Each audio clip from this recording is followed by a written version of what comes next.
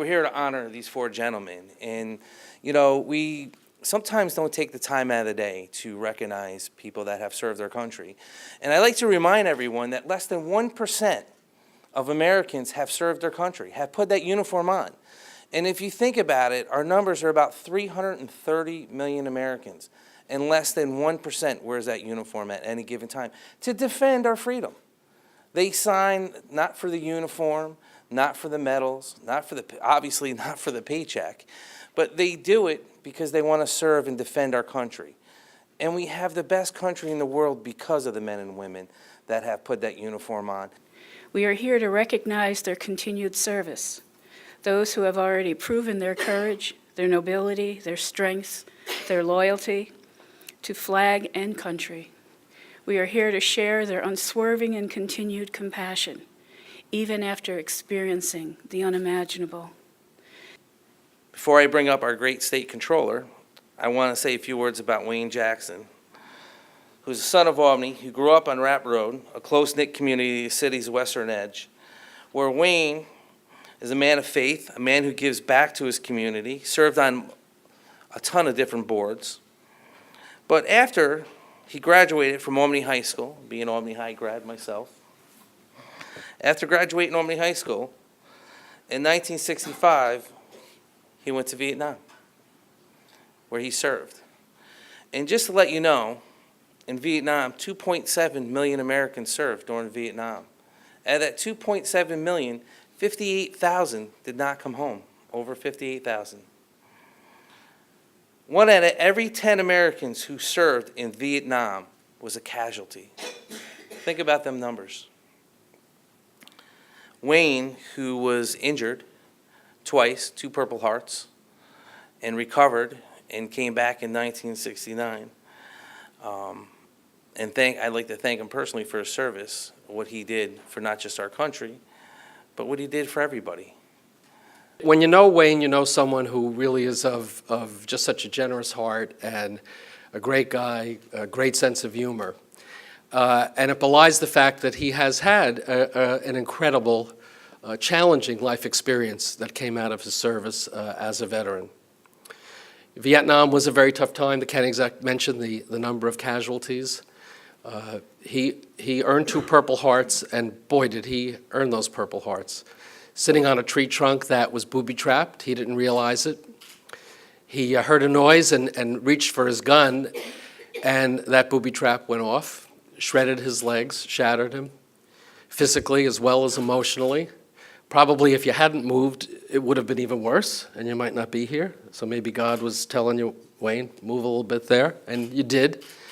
And then he spent a couple of years in a military hospital, having to go through rehab. And he was able to heal physically. He was able to literally get back on his feet. It didn't mean it didn't come without scarring, and I don't mean just of a physical nature. You know, as many of you who are old enough to remember, we didn't call it post-traumatic stress syndrome back then, and many of the Vietnam veterans came back not getting the appreciation, not getting the recognition, not getting the support that they should have gotten. And so many had to face their demons on their own.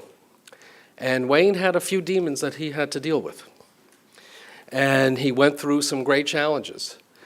And he found salvation in many ways. First and foremost, he found it from the love and support of his family, of his church community, and from inside of himself.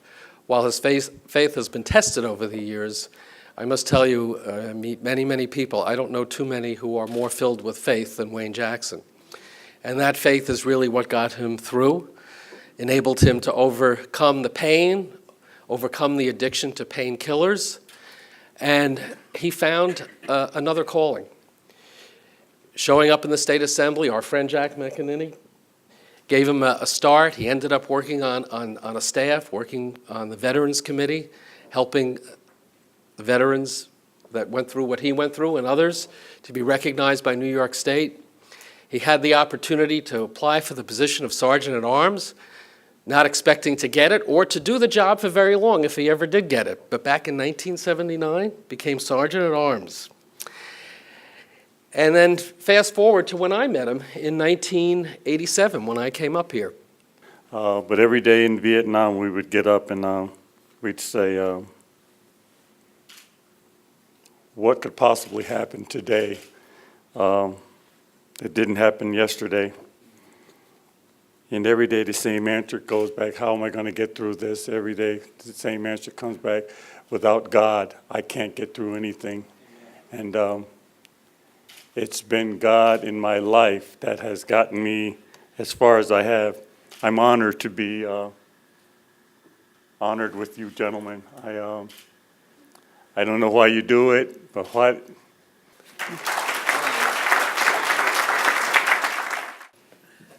Frank served his country for 8 years, active duty. He is a highly decorated Marine. His list of medals include the Combat Action Ribbon, the Navy Presidential Unit Citation, the Navy Unit Commendation, the National Defense Medal, Korean Service Medal with 2 stars, UN Korean Service Medal, Korean War Medal, Korean Presidential Citation with Gold Flame, the ROK Freedom Medal. Wow. What's interesting to me is that in the midst of winning all these medals, Frank found the time to father 9 beautiful children.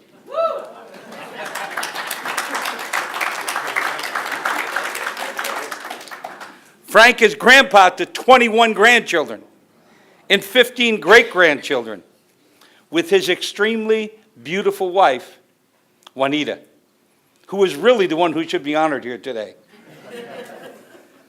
Frank's education other than the School of Hard Knocks included Rutgers University, Center for Alcohol Studies, Malcolm King College, and the Empire State College. Frank is a certified counselor for alcoholism, detox therapy, a volunteer firefighter for the last 18 years at Gilderland Center Fire Company, a volunteer for the Red Cross, disabled American veteran driver for the VA, and most importantly, Frank is the receptionist, the bouncer, the entertainer at the Veterans Miracle Center. Just a little story, and this pertains to the Marine Corps, which I'm very fond of, as everybody know. As a kid, I wanted to join the Navy.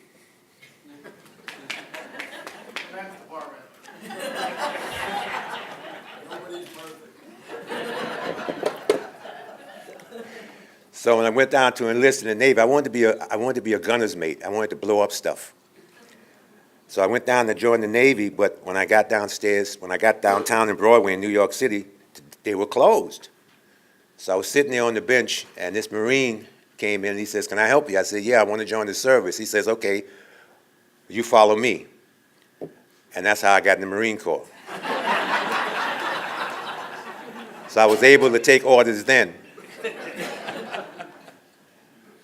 I was very naive. In fact, I was so naive when I was only 17 when I enlisted. And when we got down to Parris Island, I remember our first hike, and it started raining. And I said to the guys, I says, "I know we're not going to go out in the rain because I know we're not going to go on this hike because it's raining." That's how naive I was. Well, after walking out to Elliott's Beach and back in the rain, I realized I have no idea what I've gotten myself into at 17. But just to close up, I enjoyed every year I spent in the military. There were a few hard years, especially in Korea. It was a godforsaken place. And we left a lot of good guys there. But I enjoyed what I did. I was in the infantry. I complained a lot when they said, when the Marine is not complaining, look out, he's going crazy. So we complained a lot, up a hill, down a hill, up a hill. But I enjoyed every minute I stayed in the military, and if I had the opportunity, I would go back in again today. Thank you.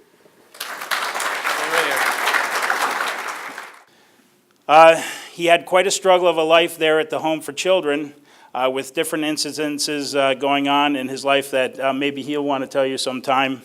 But let's speed forward to when he turned 17, he decided in 1943 that he wanted to join the Navy. So he had to approach the superintendent of the home to get permission to do this, and they were happy to do that because he was sometimes becoming a struggle at that age in his life to deal with, and he's got quite a colored past of going through the school systems in Albany area. So I wrote a few notes down because I don't want to miss anything about his service. When he turned 17 in June 43, and he had asked the superintendent, he went down the recruiting station in Albany, and one thing he told me that the recruits said about him was that they were looking for somebody just like him because if something happened to him, nobody would miss him. Okay, because remember, he had no parents. And one of the reasons he remained his whole childhood in the home for children is because his father had hoped to come back and reclaim him someday. So unlike most of the other children that were given to families, he remained in the home for children his entire life. So you can imagine growing up what it might be like to have only employees looking out for your welfare. Now, that's not to say that they weren't caring employees, but you really didn't have the mother-father figures like most of us are accustomed to. So I'm going to give you a little background to some of the stories, of which I still hear more stories even to this day. I don't know everything about his military service. But let's see here.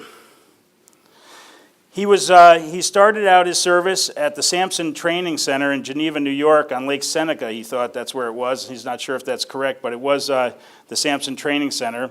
He went through 6 weeks of basic training. And then he was shipped to the Brooklyn Navy Yard, and he was assigned to the USS Rocky Mount. He was a Seaman Second Class and then advanced to Seaman First Class. The USS Rocky Mount was a flagship communications ship, and the armaments on that ship had 2 5-inch guns forward and aft, 2 quad 40-millimeter anti-aircraft pom-poms, and 10 20-millimeter anti-aircraft guns. The Rocky Mount was often accompanied in the Pacific by a destroyer escort. While they were in the New York area, while on a shakedown cruise off Long Island during a storm, the ship rolled severely and the crew was quite struck and thought the ship would capsize. So they immediately brought it back to port and loaded it with extra ballast. It also carried enough fuel to supply the destroyer escort. When the Marines were part of the Navy, and that said all Marines were just bellhops for the Navy. But that wasn't always true because in an amphibious ship, it was usually the Marines that did the first landing, and it was always the Marines who led the way. So the Marines really was good. And by the way, the only reason I'm still working for the school district is nobody can say they're age discriminating.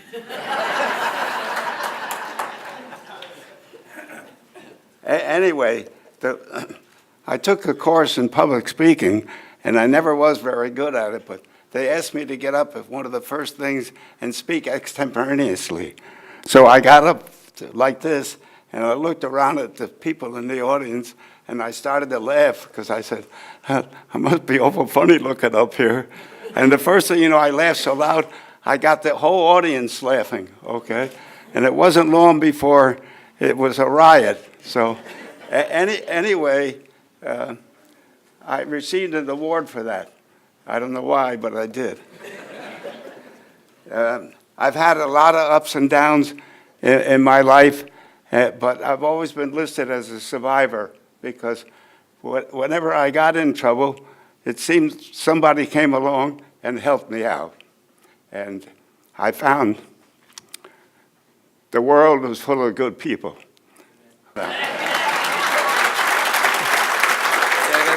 One of the things about Bob's service that is sort of hard to explain, hard to relate, is that there are no hard dates beyond when he got on the boat and when he got off. So in 1979, when you boarded a nuclear submarine, nuclear-powered, nuclear intercontinental ballistic missile-equipped submarine, your job was to go hide. You were going to hide with these missiles that could wipe out large swaths of the population, as we all know, is very terrible consequences to those sorts of actions. And that was the understanding when they left port each time. So we don't know where Bob went, and Bob may not even really know. There may be a couple guys on the boat who knew where they were, and I'm sure they had to get to some point, run the antenna up, and wait and see if that order had come down to go ahead and, release those weapons, which, even certainly just thinking about, it can be quite trying. One of the things we know for sure about Bob's service is that during those 20 years, 5 complete years were spent in one of those tubes and underwater. So those of you who know Bob may say, oh, that explains a lot. He's tall, so he probably hit his head a lot, is what I mean by that, and that's really it. Bob went on afterward to come home, to get a job, has served as the past county commander of the American Legion and past commander of the Fort Orange American Legion post.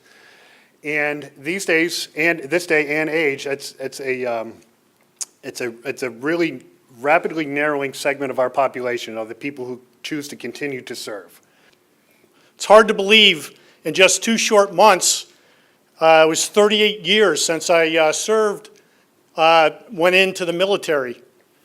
When I did join the Navy, I wound up going away, and they said, hey, your scores are too high. Why are you going in as a striker, which basically they put you on a submarine and you could wind up doing anything they want you to do. What I wound up doing was I said, okay, well, I'll go into advanced electronics, and I became a missile tech, and the rest is history. Okay, I was in the Navy for 20 years. I retired in 1999, but after I retired, I still had that yearning to do something, being in the military. You can take a man out of the military, but you can't take the military out of a man. So my dad introduced me to Howard Fox, which he's sitting in the front row over here. And Howard told me about the New York Naval Militia. Didn't know anything about the Naval Militia. He says, you want something to do? He says, you'd be a good fit for this. So in 2001, I joined the Naval Militia. And I think that's what was missing in the time that I was actually, from the time I left the service. And because in the service, I strived to become a Chief Petty Officer, which is a E7 in the Navy. And I never was able to attain that because there was only 3 people that were promoted every year. So I mean, what's the chances of you getting promoted at that rate? So the Naval Militia, I worked real hard in there, and in 2015, they promoted me to Chief Petty Officer in the Naval Militia, which I'm still serving today. In closing, I've got one thing to leave with you. Never give up your dreams. It may not happen as you think it's going to happen, but if you strive to do that, you can attain anything. Last but not least, I'd like to thank everyone for coming. My wife couldn't be with us, but I'd like to thank her too. So.